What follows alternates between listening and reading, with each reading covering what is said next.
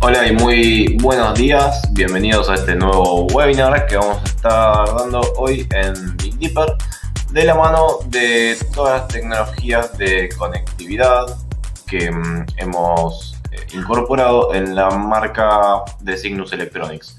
Antes de seguir, cabe aclarar también que Cygnus Electronics es una marca creada por Big Dipper, ¿sí?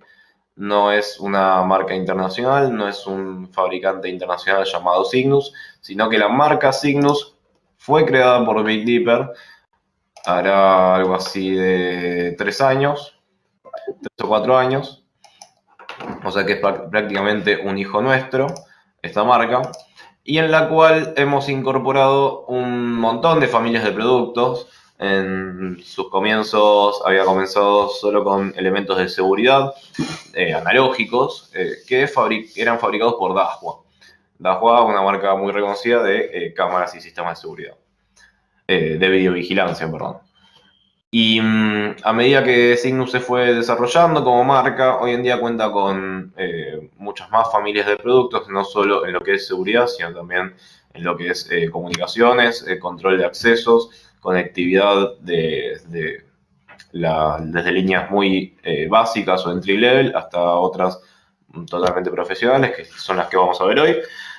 También tiene una línea de telefonía IP, de videoporteros, de varias aplicaciones. Toda la línea de seguridad CCTV ya no es más fabricada por Dahua, sino que es fabricada por otra empresa. Y son todos IP. Ahora contamos también con una línea de CCTV IP muy completa, fabricada por otra empresa. Y bueno, hoy nos vamos a centrar entonces en esta familia de productos de conectividad que nos ha traído muy buenos resultados. La verdad que los usuarios, ya sea del gremio o de integradores de proyectos, con todas las gamas de productos que tiene, han estado muy contentos, ya sea técnicamente como en prestaciones y en beneficios que han tenido estos productos, que ahora los vamos a ver un poquito más adelante. En todo lo que es conectividad de red, en la familia de signos vamos a encontrar una variedad de medios de conexión. Vamos a encontrar que tenemos en los medios de tipo físicos, switch de borde, que sería para todo lo que es conectado a dispositivos. ¿Sí? Switch de borde se le llaman a los switch que se conectan directo a los dispositivos finales, sean computadoras, teléfonos, cámaras, controles de acceso, etc. Y luego están los switch de núcleo, que son los que conectan otros switches. O sea que si nosotros tenemos en un switch de borde, por ejemplo, conectados 24 dispositivos, el switch de núcleo quizás tiene otros 24 puertos, pero que conecta 24 switches de 24 dispositivos. ¿Está bien? Fíjense cómo escala de manera exponencial la cantidad de capacidad de transferencia que tienen que tener estos switches de núcleo. Por eso que los diferenciamos ahí y bueno, más adelante los veremos en la familia. Dentro de estos switches podemos tener dos medios de conexión, ya sea Ethernet por cable UTP, que es el que todos conocemos, que viene con los patch cord en los routers hogareños, o por fibra óptica, que ya es un medio quizás un poquito más complejo, pero que también, si está bien dimensionado y bien armado la fibra, esto es plug and play, se conecta y funciona. Luego también para lo que es medios físicos, en Cygnus contamos con unos convertidores que nos permiten utilizar cable coaxil para transportar Ethernet. O sea que un cable de dos contactos, digamos, como es el coaxil, que tiene el núcleo y la malla, este convertidor lo termina utilizando como línea de transmisión, modulando en alta frecuencia la señal digital de Ethernet. O sea que toma la señal digital de Ethernet y la modula en alta frecuencia para transmitirla por el coaxil a una distancia que más adelante veremos. Y luego tenemos la otra clasificación, que serían los medios inalámbricos, donde contamos con dos modelos de radioenlaces y un par también de modelos de access point, simplemente para complementar y poder conectarnos también con dispositivos que sean del tipo inalámbricos. En lo que respecta a los medios físicos, veremos que los medios de cobre son los que tienen datos codificados en trenes de pulsos, si es obviamente Ethernet, donde las señales eléctricas son valores de tensión que van a ir variando. La fibra óptica sucede muy similar, solo que los pulsos en lugar de ser de tensión y de corriente son de luz, ya sea visible o infrarrojo. Esto, como la luz tiene una atenuación muchísimo menor que la electricidad, debido a que la resistencia de los cables hace que caiga mucho la tensión en los cables, con la luz eso es mucho menor, si bien existe una atenuación, es muchísimo menor, es por eso que la fibra óptica es una alternativa para medios de conexión de datos mucho más distantes. Generalmente, o por ejemplo, los módulos de fibra óptica que trabajamos normalmente acá tienen un alcance máximo de hasta 20 kilómetros. Depende, obviamente, la complejidad o la implementación de nuestra red, utilizar un medio u otro. Y en el caso de los inalámbricos, si bien yo no soy muy fanático de los inalámbricos porque dependen de un montón de variables, eh, porque son señales electromagnéticas. Son muy prácticas por el hecho de que no hay que tirar ningún cable. En el caso de que por cuestiones estéticas o porque el cliente no nos permite zanjear para poner caños con cables o caños con fibra o hacer un tendido aéreo, el inalámbrico es la salvación, digamos. Estos se manejan, hay muchos tipos de modulaciones inalámbricas. Los que son radioenlaces y access point manejan una modulación que se llama QAM, que es una mezcla de AM con una modulación de fase y una modulación digital. No vamos a entrar en detalle, pero la idea es que gracias a esta modulación nos permite tener una seguridad del enlace muy buena y un ancho de banda también muy bueno, pero bueno, eso está todo normalizado a través de algunos estándares que, que no viene al caso mencionar, solamente que sí dependen de variables que quizás los cables no, porque están contenidas las señales dentro del cable. Acá la señal, al no estar contenida, sino al ser transmitida en un medio aéreo, hay algunas cuestiones del medio que hay que tener en cuenta para que la transmisión sea correcta.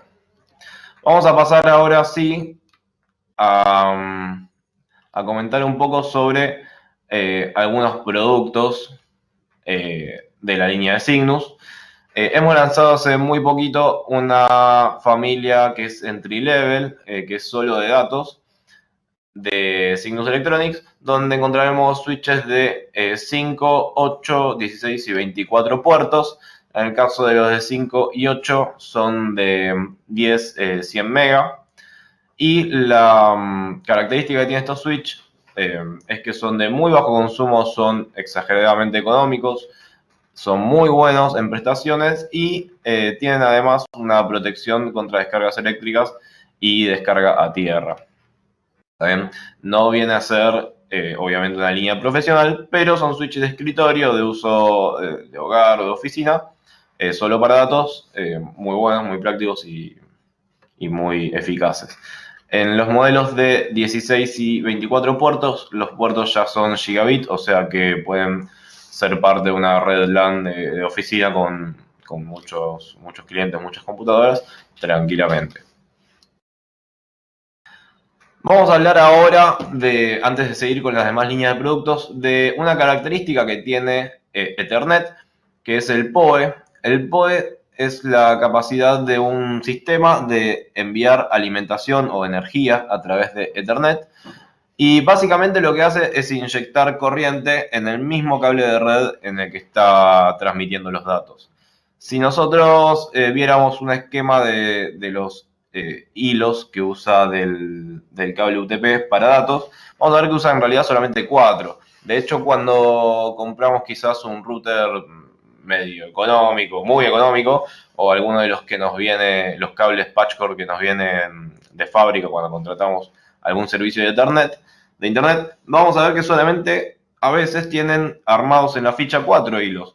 Eso significa que para la conexión de datos solamente necesitamos 4 hilos de los 8 que tiene el cable UTP. Eso es por una cuestión de la norma de cómo se maneja Ethernet. Los demás hilos son utilizados en este caso para poder transmitir también energía. Vamos a ver que existen 3 clasificaciones de PoE en la columna que dice IEEE estándar, sería la norma internacional del estándar, y es generalmente el dato que vamos a ver en las fichas técnicas de los dispositivos. Si nosotros compramos una cámara IP, por ejemplo, tenemos que ver que tenga este dato en la ficha técnica, o un domo PTZ, o un teléfono IP, o un control de acceso que queremos verificar que sea PoE, tenemos que verificar que tenga este dato.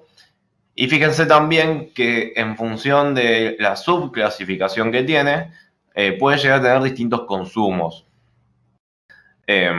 Por parte de quien entrega la energía, nosotros también vamos a tener que disponer de o un switch que sea PoE, o sea que el switch directamente ya pueda entregar la energía al dispositivo que se la solicita, o bien un inyector PoE, que suele ser un dispositivo que se pone en el medio entre el switch y el que requiere la energía, y es quien inyecta, digamos, la energía para el dispositivo que le está solicitando. Dentro de esta clasificación, si bien fíjense que hay como 8, 9 clases de consumos, los típicos son el de clase 0, el de clase 4 y el de clase 6, en función obviamente del estándar que maneja. Vamos a encontrar entonces dispositivos que decimos que son PoE y consumen hasta 15 watts máximo, y la norma es la 802.3 AF. Decimos que están los PoE Plus. Fíjense que en la línea de tiempo, por ahí donde dice 2009, indica los PoE Plus, donde tenemos un consumo máximo de 25 watts en el dispositivo, y son la norma AT. Y después están los que algunos llaman High PoE o llamaban High PoE, y el año pasado se ha normalizado con otro estándar, que son los dispositivos que consumen hasta 60 watts, que son los que terminan en la norma en BT. En cuanto a los tipos de dispositivos, vamos a encontrar que tenemos generalmente en PoE común las cámaras, los teléfonos IP, los terminales de control de acceso, no se me ocurren muchos más, pero bueno, tenemos una variedad muy grande de dispositivos PoE. Y es muy práctico esto porque nos permite, por un lado, centralizar la alimentación de los dispositivos en un mismo switch. Por lo tanto, si, por ejemplo, queremos tener un sistema de alimentación ininterrumpida, o sea, una UPS, no es necesario tener que conectar todos nuestros dispositivos a esta UPS, sino que solo vamos a conectar el switch a la UPS, y cuando se corte la luz, la UPS responderá por todos los dispositivos que tiene conectados al switch. Obviamente tiene que estar dimensionado al consumo del conjunto de dispositivos. Luego dijimos que tenemos el PoE Plus. En PoE Plus vamos a encontrar, quizás en el caso de seguridad, domos PTZ, que al tener motores de movimiento de la cámara, tiene un consumo un poco más elevado, que puede llegar a los 20 watts. Y luego he encontrado domos también PTZ un poco más grandotes, un poco más monstruosos, que en la ficha técnica especifica que consumen hasta 50 watts. Y en ese caso solo podemos utilizar switches o inyectores que sean high PoE. ¿Está bien? Esa clasificación hay que conocerla porque ha pasado clientes que conectan un domo de estas características a un switch común y el domo nunca arrancaba o se quedaba reiniciándose en la primera etapa de startup, y era siempre un problema de especificación.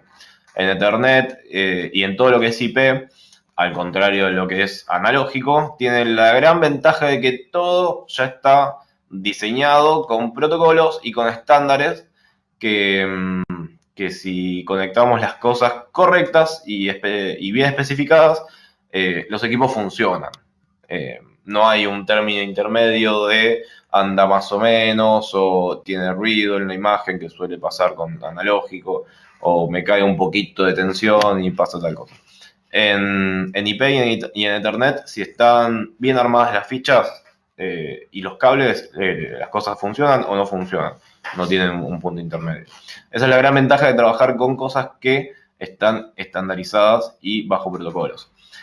Otro protocolo que es muy importante e interesante en lo que es el PoE es el handshaking. Handshaking en inglés significa apretón de manos y nos brinda un carácter de, además del protocolo de inicio, de seguridad a nuestra infraestructura de cableado, a nuestro cableado estructurado, debido, y les hago un resumen de todo lo que dice ese gráfico, a que el equipo que requiere la alimentación, si yo no lo tengo conectado todavía en el cable, supónganse que conecto el cable al switch que es PoE, pero en el otro extremo todavía no conecté, digamos, la cámara, en ese cable yo no voy a tener todavía la tensión o la corriente, sino que recién cuando yo conecte la cámara hay un pequeño intercambio de información que está dado por este pequeño gráfico, donde el dispositivo es detectado y le solicita, o en realidad detecta qué tipo de dispositivo PoE es, debido a un determinado hardware que tiene adentro, que son resistencias y un pequeño integrado en la etapa de PoE. Y en función de esa respuesta que tiene, el switch recién ahí le envía, comienza la operación, lo enciende y le envía la energía, la corriente y la tensión que le está solicitando en función de su clasificación. Eso significa que nosotros no vamos a tener corriente en los cables hasta que haya un dispositivo conectado. Y en el caso que el dispositivo, que la línea de transmisión se corte o el dispositivo tenga una falla y se apague, de nuevo dejará de haber tensión. Entonces, en ese sentido, el PoE nos entrega un grado de seguridad extra a nuestro cableado estructurado. Vamos a pasar ahora sí a la familia de switches PoE de Cygnus. No, perdón, primero la parte de accesorios. Vamos a contar en una familia de accesorios de Cygnus con algunos equipos que nos permiten sacarle el jugo, digamos, a las conexiones de datos y de PoE. Uno es este equipo que estamos viendo en pantalla, que es un splitter, el cual recibe el PoE de un switch, ¿sí? En un lado conectamos un switch que entrega PoE y en otro lado conectamos este dispositivo que le pide la corriente al switch. Y lo que hace este equipo es separar por un lado los datos, o sea que tiene otro puerto donde solamente transmite los datos, que transmite con el switch, y luego también tiene dos puertos, una bornera y un plug hembra para conectar un dispositivo con salida de 12 o de 24 volts. De esta manera nosotros, si tenemos un equipo que no sea PoE, como suele suceder mucho con los controles de acceso, o quizás con algún modem o un router, vamos a poder energizarlo y conectarlo a nuestra red a través de un mismo cable. Básicamente lo que hace es eso, convertir un equipo que no es PoE en PoE. Y se llama splitter precisamente por eso, porque divide por un lado lo que es datos y por otro lado lo que es alimentación. Luego tenemos otro accesorio que es el EPOC. EPOC significa Ethernet y PoE over coaxil. Este es el que les comentaba antes, que nos permite transmitir datos a través de un cable coaxil. La distancia de transmisión, fíjense que de este lado tiene un puerto de red y un puerto BNC. El puerto BNC es un tipo de puerto para cable coaxil. Del otro lado, que acá en la imagen no se ve, también tiene un puerto de red cada uno, en donde uno además tiene un conector para una fuente de PoE y otro para una entrada de PoE y de datos de un switch. Nosotros este equipo va a tener dos extremos, fíjense, tiene uno que es emisor y otro que es transmisor. El extremo que es transmisor irá conectado a un switch del cual se alimenta, o sea que es un equipo PoE. Y por el mismo cable coaxil va a transmitir tanto la alimentación del PoE como los datos digitales de la transmisión Ethernet. La distancia máxima que puede llegar a cubrir es de 500 metros, que para una transmisión Ethernet es un montón, y también para el envío de energía, de corriente. Obviamente tiene una limitación en cuanto a la potencia que puede transmitir. Creo que en 500 metros la potencia máxima es de 5 watts y pico. O sea, sería para alimentar una pequeña cámara, un pequeño dispositivo. Y el ancho de banda máximo que puede manejar es de 54 megabits por segundo. Eso en el caso de los 500 metros. Bajando la distancia, obviamente tanto el ancho de banda como potencia incrementan. También dijimos que lo podemos enviar por coaxil y también tiene la posibilidad de transmitirlo por un cable UTP, pero no lo estaríamos usando como un cable de UTP estándar, o sea, no hace falta que esté crimpeado a través de alguna norma en particular, sino que lo utiliza como hacen los balones en las cámaras analógicas. Lo utiliza como medio de transmisión adaptado, con las distancias también similares a la de coaxil, obviamente menores, creo que el máximo ahí es de 300, y con menor capacidad también de potencia y de datos. Pero bueno, tiene ambas alternativas y obviamente la UTP es más económica, pero tiene menor alcance. Esto está bueno si nosotros queremos actualizar una red. Generalmente es STB, porque el coaxil en redes de datos obviamente no es muy utilizado, pero en lo que es STB, en las instalaciones más antiguas suelen estar todas hechas con coaxiles, generalmente en establecimientos antiguos y que requerían sistemas de seguridad, como son bancos, casinos o algunos municipios. Y si nosotros queremos hacer una actualización del sistema AIP y la cantidad de extensiones de coaxil son muy grandes o son demasiadas, a veces conviene poner todo en la balanza y decir, bueno, en lugar de tomarnos el trabajo de sacar todo el cableado y hacer toda una instalación nueva, podemos chequear el estado del cableado, aprovecharlo y utilizar estos conversores que nos permitirán poner una cámara IP donde teníamos una analógica y conectar del otro lado un grabador IP donde teníamos uno analógico. En lugar de un grabador, en este caso, habría un switch. ¿Está bien? Es muy práctico en ese sentido y obviamente tiene que estar justificado, digamos. A ver, si tenemos 2 cámaras quizás no vale la pena, pero si tenemos 60 y pico de cámaras, ahí quizás sí. Y el único trabajo es cambiar cámara, grabador y utilizar estos dispositivos de intermediarios, obviamente habiendo testeado los cables primero. Y de esa manera nos ahorraremos el trabajo de cambiar todo el cableado. Luego también tenemos un extensor de PoE. Este simplemente lo que hace es repetir.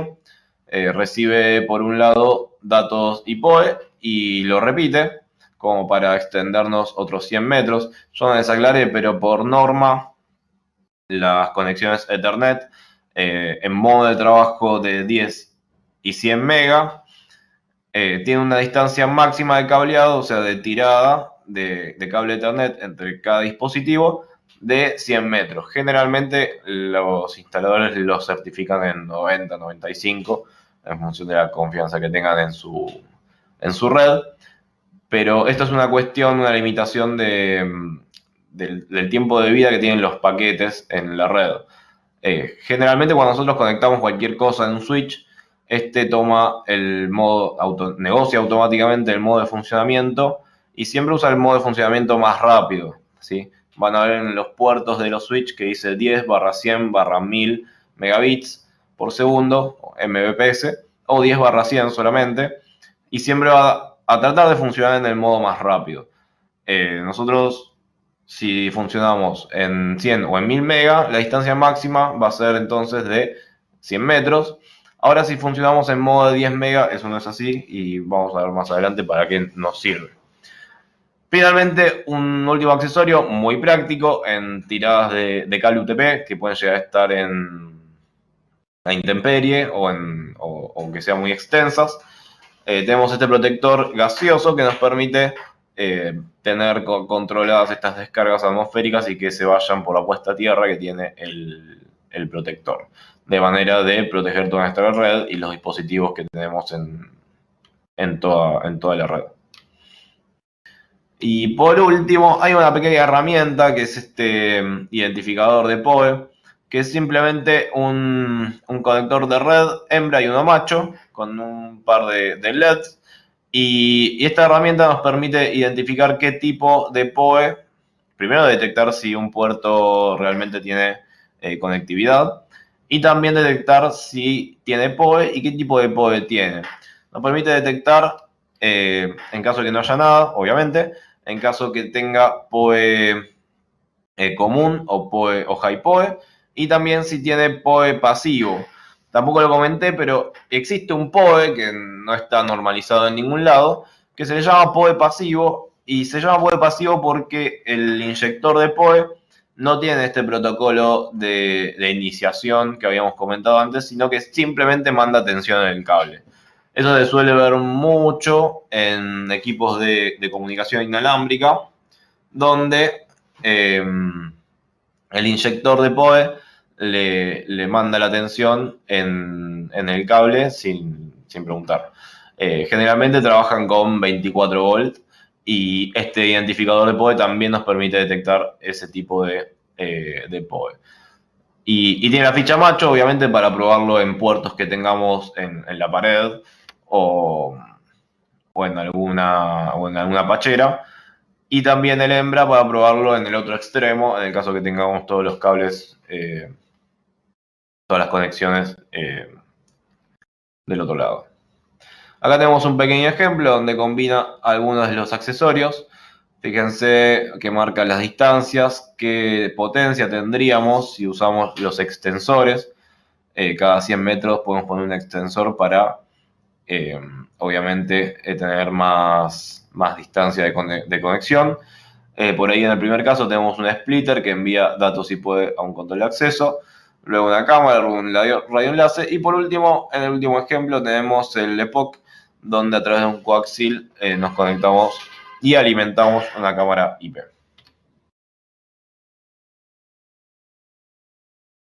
Respecto a los switches, nosotros vamos a ver que tenemos 4 modelos en la familia PoE Entry Level de Cygnus. Estos pequeños switches son muy prácticos para lo que es CCTV, para datos también, pero están especialmente diseñados para lo que es CCTV. De hecho, tienen un pequeño interruptor en la parte del frente que dice CCTV. Y lo que hace este interruptor es, de los 5 puertos que tiene el switch, que vamos a ver que 4 son PoE y 1 no, o 4 sí y 2 no, lo que hace este modo CCTV una vez que lo activamos es, por un lado, bloquear la comunicación entre los 4 puertos de bajada, o sea, los puertos que son PoE o que irían a los dispositivos. Por un lado, bloquea los puertos y hace que solamente se pueda ver cada uno con el puerto de subida, que sería el que es solo de datos y que conectaríamos a una PC o a nuestro grabador o a un switch de nivel superior. Entonces, de esta manera, todos los puertos que son PoE y que están en la bajada no pueden comunicarse entre sí, o sea que las cámaras no van a poder verse entre sí, y de esa manera evitamos un montón de comunicaciones redundantes que se dan entre dispositivos de red cuando apenas los conectamos y por el simple hecho de estar conectados en un switch, y crea esta especie de VLANs que hace que solamente tengan una conexión privada cada uno de los puertos de bajada con el puerto de subida.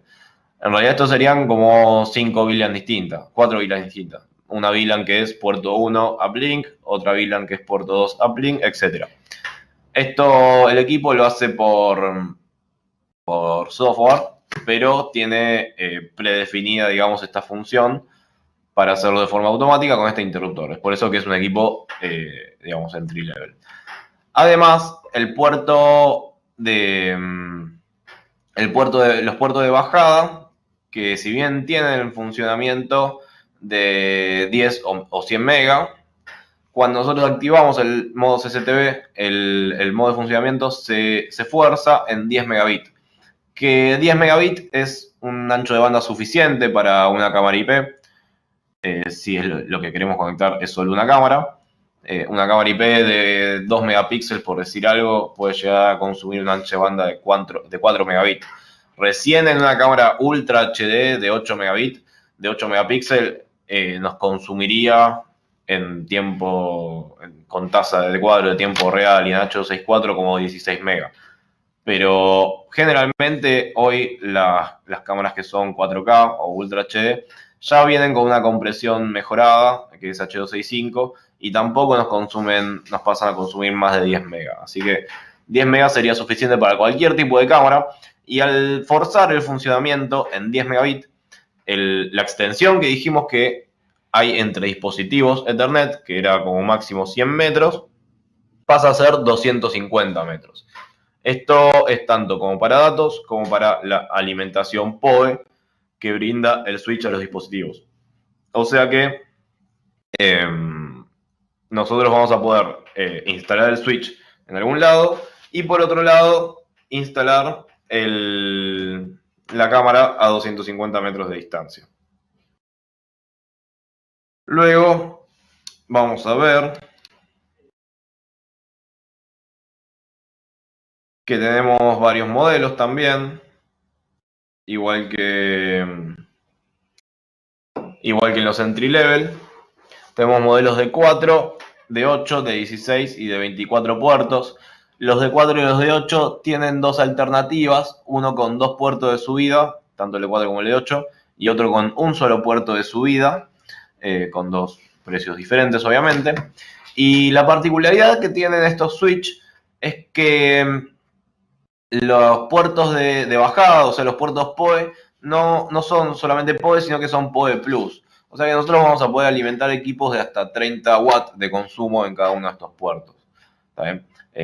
Por ejemplo, un Domo PTZ de tamaño mediano chico. Obviamente, el switch, por ejemplo, el modelo de 4 puertos, vamos a ver en la ficha técnica que dice, bueno, te puedo entregar PoE en los 4 puertos, pero hasta un máximo de 60 watts, ¿saben? Que es la potencia máxima que maneja. Entonces nosotros vamos a poder o conectar 4 dispositivos de 15 watts o un dispositivo de 30 watts y 2 de 15. ¿Saben? Obviamente generalmente el consumo del PoE no es al máximo, entonces se puede jugar con eso como para poder aprovechar todos los puertos. En el caso de los switch de 16 y de 24, los puertos de subida son de 1 gigabit, o sea, de 1000 megas, y también tienen la alternativa de conectar un módulo de fibra óptica. Fíjense que en el de abajo de toda la derecha, al final de toda la derecha del switch, tiene un conector que es como un cuadrado negro, que sobresale un poquito y que no se ve muy bien. Ese conector es un slot vacío, es un espacio vacío, donde vamos a poder insertar un módulo de fibra óptica que se llaman módulos SFP. SFP es el estándar o la norma de estos módulos. Nosotros de esa manera vamos a poder conectar cualquier tipo de módulo, sea el tipo de fibra que sea, y de esa manera independizarnos del tipo de fibra que tenemos que conectar en función del módulo que le pongamos al switch. Eso es lo bueno que tiene el SFP. Después tenemos una línea de uso de switch de núcleo o switch troncales o industriales. Vamos a ver que hay un modelo que es modular, o sea que le podemos conectar a gusto de a 8 puertos Ethernet o de fibra óptica. Fíjense que tiene como 3 grandes espacios donde nosotros podemos intercambiar módulos de Ethernet o de fibra. Los de fibra obviamente son SFP, o sea que hay que agregarle los modulitos. Fíjense abajo a la derecha hay un ejemplo de un módulo SFP. Este modelo en particular es de 2 pelos de fibra, hay otros que es solo de 1. El que viene de a 2 se comercializa de a un módulo y el que usa un solo pelo se comercializa de a pares, porque uno es transmisor y el otro es receptor en un color, digamos, y el otro, y viceversa, en el otro color. O sea que en realidad transmite, obviamente, en ambos sentidos, pero cada uno en un color distinto. Uno transmite en un color y el otro recibe en ese color, y el otro transmite en otro color y el primero recibe en su color. También tenemos equipos que son industriales, que llamamos industriales a los diseños que tienen o trabajan en mayor amplitud térmica y tienen quizás alguna característica particular que les da mayor grado de confiabilidad, como por ejemplo que no tienen ventiladores mecánicos, sino que la disipación es totalmente a través de la carcasa, que fíjense que el modelo del medio tiene una carcasa que parece un estéreo, una potencia para auto, y que también quizás tiene una geometría de convección diseñada para poder disipar ese calor.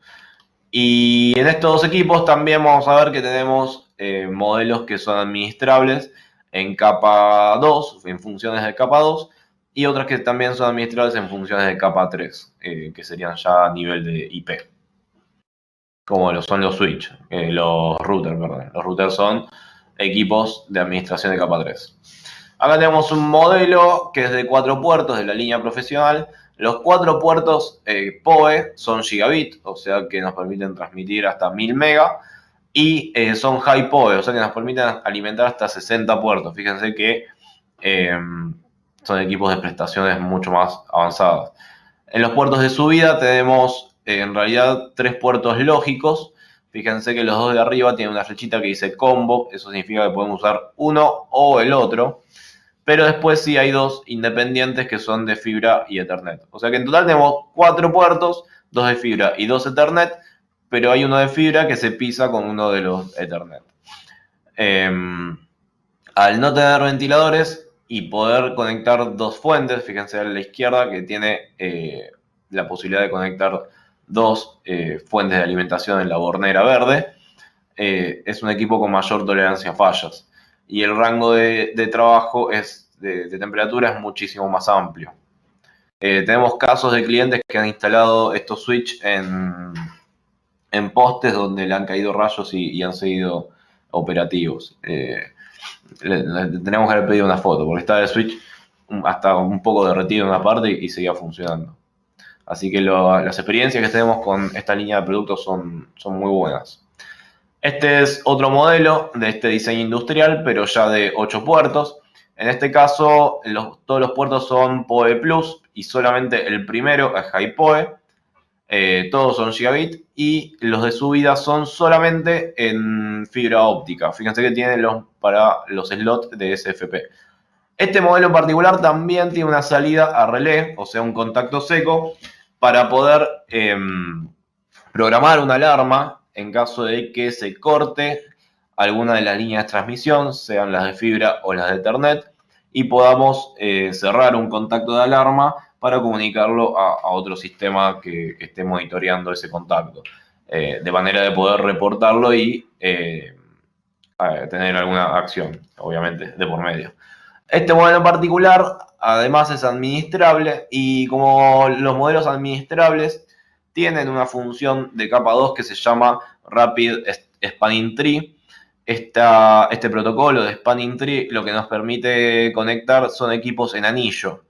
En el caso de que un switch no tenga Spanning Tree, solamente vamos a poder implementar un esquema de conexión tipo estrella o árbol, digamos, donde se ramifican de manera lineal. En el caso de tener Spanning Tree, el Spanning Tree lo que hace es solucionar los bucles de conexión cuando implementamos un anillo. El anillo es una medida de redundancia de enlaces, donde nosotros quizás, el ejemplo típico en seguridad es un perímetro muy grande, donde hacemos un anillo de fibra óptica y en el caso de que alguno de los enlaces por X motivo se corte, la conexión sigue estando entre cualquiera de los dos puntos. Obviamente, con el que está al lado del que se cortó, va a tener un delay quizás un poco más grande del que tenía antes, porque tiene que dar todos los saltos hasta que pegar toda la vuelta, pero siguen teniendo conexión de cualquier manera y obviamente es reportado. Le aclaro esto porque está bueno que se sepa que los equipos tienen que soportar spanning tree para poder hacer los anillos. Y este modelo en particular tiene una función que se llama fast ring, que permite resolver esto del bucle, o sea, tiene una función que está dedicada a resolver de la manera más eficiente posible el bucle de conexión.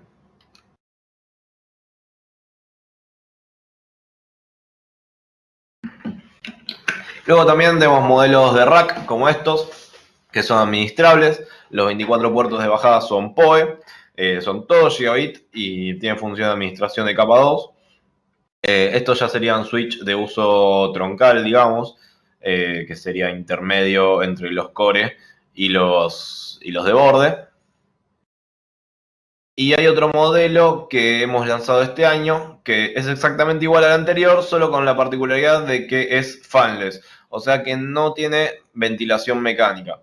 Toda la disipación de calor se da, como ven en el gráfico, por la geometría de convección que tiene el equipo, de manera que no, por un lado no hace ni un ruido, lo tenés que conectar a algo para ver si está funcionando porque lo enchufás a la alimentación, no hace ni un ruido.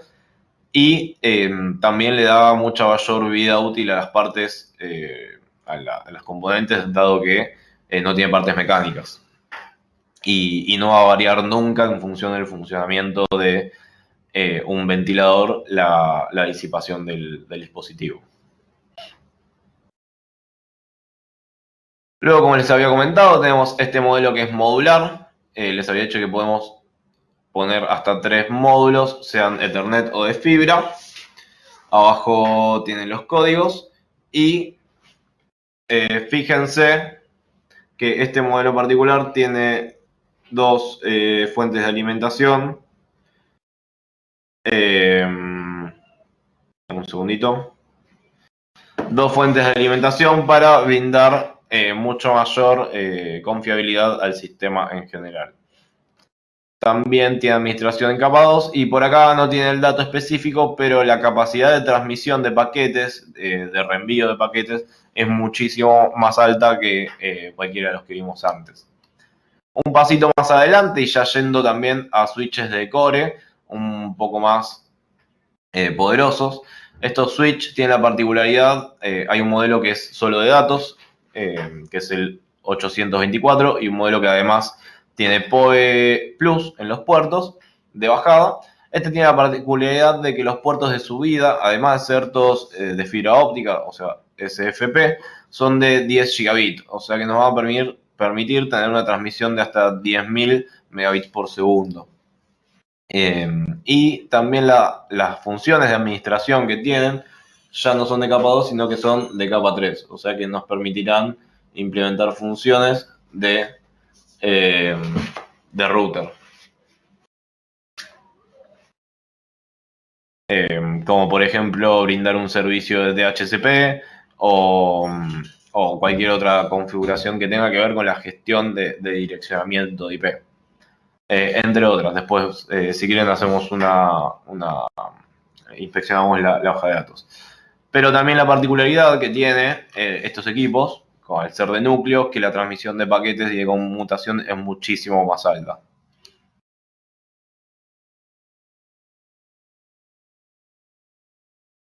Luego, en lo que es conectividad inalámbrica, no es tan diversa como la cableada que habíamos visto, sino que es un poco más acotada, dado que no está especializada, digamos, la familia de productos en lo que es conexión inalámbrica. Vamos a ver que tenemos enlaces de punto a punto o punto multipunto, en lo que es radioenlaces, en 2 GHz y en 5 GHz. Estos nosotros los vamos a poder implementar en función de la frecuencia, y hay algunas cuestiones que tenemos que tener en cuenta a la hora de montar un radioenlace para tener una conexión de datos. Y acá no podemos transmitir PoE a través de un radioenlace, una cuestión física. Lo quiso hacer Tesla en algún momento, pero bueno, no hubo muy buenos resultados. Vamos a poder solamente transmitir datos, entonces. Y vamos a tener que tener en cuenta algo que se llama zona de Fresnel para para la efectividad del enlace inalámbrico. Llamamos zona de Fresnel a esta especie de Zeppelin 3D que se crea entre dos puntos de conexión inalámbrica. Y como dice ahí la ecuación, va a depender de ese simbolito que es la letra lambda de griega, que representa la longitud de onda de la onda electromagnética. Esa longitud de onda es inversa a la frecuencia, o sea que si yo tengo una frecuencia de 2 GHz, tenemos una longitud X, y si tenemos una frecuencia de 5 GHz, la longitud es mucho más chica, ¿sí? Y eso nos quiere decir que en función de la frecuencia que tenga nuestro radio, va a depender el tamaño de esta zona de Fresnel. En palabras más simples, la de 2,4 GHz tiene un radio de Fresnel mucho más grande que la de 5,8. Eso que nos dice que, y qué necesitamos hacer, este radio de Fresnel es un área que necesitamos tener despejada de obstáculos para que la conexión sea eficiente. Hasta un 20% de ese, si nosotros cortamos una feta, por decir algo, de este Zeppelin, hasta un 20% del área, de la superficie de esa feta, nosotros vamos a poder tener cubierta, como máximo. Ya después, a partir de ahí, empezamos a perder potencia de la conexión. Si nosotros tenemos un radio de 2,4, por ejemplo, que la feta va a tener una superficie mucho más grande, porque el radio es mucho más grande, un 20% de esa feta representa una gran cantidad de área. Entonces nosotros vamos a poder quizás tener un árbol en el medio, una columna, algo que nos ocupe con un máximo de ese 20%. Ahora, si estamos utilizando un radio que es de 5,8, esta feta, este círculo va a ser mucho más pequeño y un 20% ya puede ser cubierto con algo también mucho más pequeño. Entonces, cualquier cosa ya que se nos atraviesa en el camino, si bien el radio de Fresnel es más chico y vamos a poder esquivar más cosas, pero cualquier cosa que ya se nos ponga en el medio va a interferir mucho con la conectividad. Esto pasa también con el sonido. Si nosotros nos podemos atraer a una pared, lo más probable es que escuchemos más los graves que los agudos. Bueno, en esto pasa lo mismo. Los de menor frecuencia vendrían a ser los graves y los de mayor frecuencia son más agudos. Los graves llegan más lejos, atraviesan más cosas, los agudos no tanto. Hay unos radios que nosotros no comercializamos en Cygnus, pero que se consiguen también, que son de 900 MHz, o sea, son de casi un tercio de la frecuencia de los 2,4 y llegan, tienen mayor alcance en distancia y obviamente al hacer este radio mucho más grande atraviesan, por decirlo de alguna manera, más cosas o de mayor tamaño. Eso es algo que tener en cuenta, pero lo bueno es que por cuestiones también físicas, los de 5,8 son mucho más rápidos. Entonces dijimos, el de 2,4 tiene menor atenuación, tiene mayor compatibilidad con Access Point, porque la mayoría de los dispositivos celulares, notebooks, tablets, son de 2,4, si lo queremos usar como Access Point, y es un poco más económico. Generalmente las bandas están mucho más congestionadas y la zona de Fresnel es mayor, que bueno, eso puede ser bueno o malo. Y el de 5,8 tiene mayor ancho de banda, o sea, mayor velocidad, porque utiliza mayor frecuencia. La banda está bastante menos congestionada, si bien hoy hay cada vez más dispositivos en 5,8, de hecho todos los iPhone vienen en 5,8. Claro, ganamos distancia, perdemos velocidad. Tiene mejor inmunidad a interferencias debido a que está menos congestionado. La zona de Fresnel es menor, en un 36%, que eso también es bueno o malo. Lo malo es que necesita casi que es necesario que tenga línea de visión y que no haya nada en el medio, y que al ser mayor la frecuencia tiene una mayor atenuación en el medio de transmisión. Llega a haber un poco más de humedad y si estabas muy jugado con el enlace es probable que te afecte, por decir algo. O mismo la lluvia o cualquier fenómeno meteorológico. Luego también en los access point, bueno, acá nosotros en seguridad los utilizamos muchísimo para convertir un DVR común en un DVR que acepte cámaras Wi-Fi.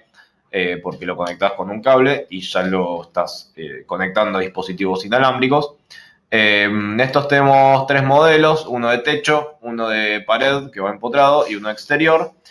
Y tiene algunas características que le dan funcionalidad un poco más avanzada al equipo, como un analizador de bandas, 4 modos de operación. Los modos de operación pueden ser como repetidor, como access point, donde se puentean todas las interfaces, las dos cableadas y la interfaz inalámbrica. Luego tiene otro modo de operación que es como router, donde tiene un puerto WAN cableado, un puerto LAN cableado y la interfaz inalámbrica también es LAN. Y también tiene otro modo de funcionamiento que se llama WISP o Wireless Internet Service Provider o proveedor de servicio de Internet inalámbrico, donde la interfaz inalámbrica es la WAN, que tiene una IP pública X, y las dos interfaces cableadas son LAN. ¿Bien? Eso nos permite conectarnos a proveedores de Internet que nos brindan servicio inalámbrico y hacer una LAN privada en función de eso.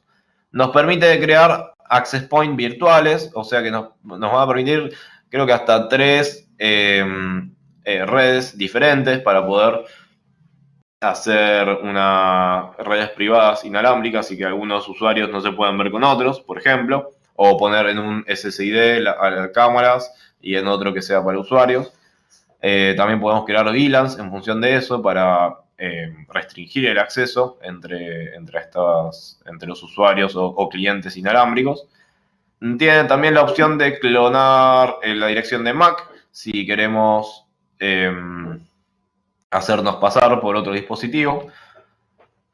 La configuración es por consola web y el que es de pared tiene un puerto USB para alimentación de un cargador de celular y un puerto LAN también para una PC. O sea que está bastante diseñado para lo que son hoteles, por ejemplo. Vamos a ver que hay 2 modelos, el de techo y el de pared, que son PoE de norma, o sea, el PoE estándar que habíamos visto, y el que es de exterior es PoE 24 volt o PoE pasivo.